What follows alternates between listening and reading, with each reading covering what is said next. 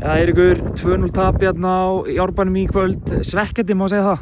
Já, við vorum með leik í svona 80 mínútur sko og við erum bara búin að vera flottir varnarlega sko og kom þarna mistök sem ég uppbyrði og þeir refsa okkur fyrir það bara, þú veist, strákarnir stóðu sig frábærlega og ég er mjög ánægður með það og við erum á réttri leið því að þessi klúbbur á að vera í þriðjudeildinni að mínum mati og bara vonandi ná að byggja ofan á þetta mót því að varnarleikur var frábær í þessu móti og hérna, svo þurfum við bara að vinna þess meira með sóknarleiki.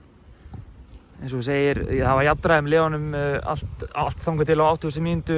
Þið hljóta að vera sáttir hérna bara með móti í heild sinni.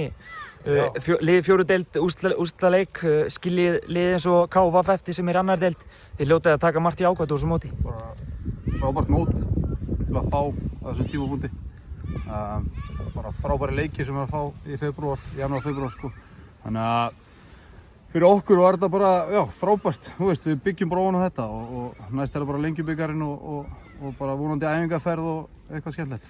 Hvernig er staðan á leikmannahópnum? Verður þetta hópur eins og verður í sumar? Eru að leita í kringum ykkur? Við erum að skoða svona 1-2 leikmann í viðbót en eins og sér það, við erum mjög fitt og við erum með frábæran hóp, mjög sáttum með hann en ef það býðist eitthvað skemmtilegt þá tökum við það. Herru, takk. Takk hérna. Takk hérlega.